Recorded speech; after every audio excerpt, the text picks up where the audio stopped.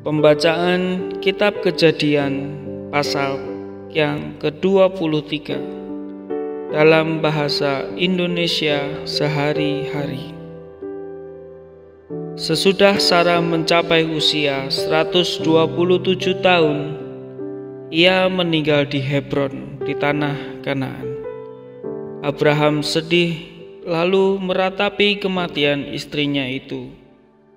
Setelah itu Abraham meninggalkan jenazah istrinya dan pergi kepada orang-orang Het yang mendiami negeri itu.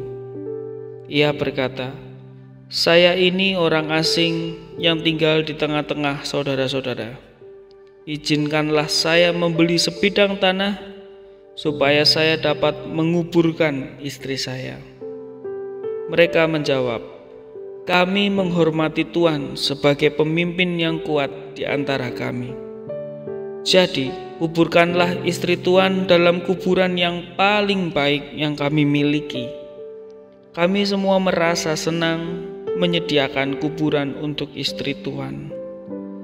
Kemudian sujudlah Abraham di hadapan mereka dan berkata, "Jika saudara-saudara rela saya menguburkan istri saya di sini, tolonglah mintakan kepada Efron, anak laki-laki Zohar, supaya ia menjual kepadaku gua Makpela yang terletak di pinggir ladangnya.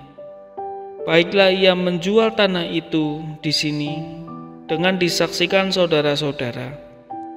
Harganya akan kubayar penuh supaya tanah itu menjadi milik saya." Pada waktu itu Efron sendiri sedang duduk dengan orang-orang Het itu pada tempat pertemuan di pintu gerbang kota.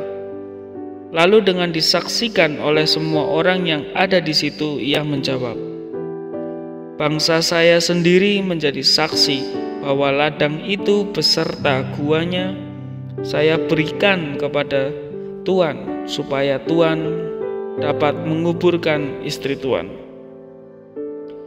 Maka Abraham sujud di hadapan orang-orang Het itu, dan dengan didengar oleh semua orang, ia berkata kepada Efron, "Mohon dengarkan saya. Saya ingin membeli seluruh ladang itu, terimalah uangnya, supaya saya menguburkan istri saya di situ." Efron menjawab, "Sebidang tanah yang hanya berharga 400 uang perak.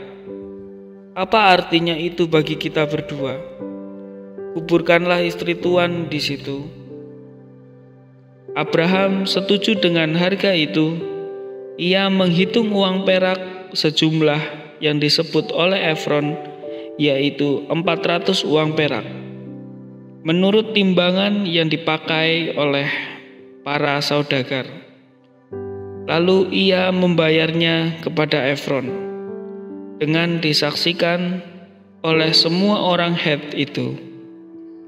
Demikianlah ladang Efron yang letaknya di Makpela di sebelah timur Mamre menjadi milik Abraham. Tanah itu terdiri dari ladang dan guanya serta semua pohon-pohonnya, termasuk pohon-pohon yang ada di batas-batasnya.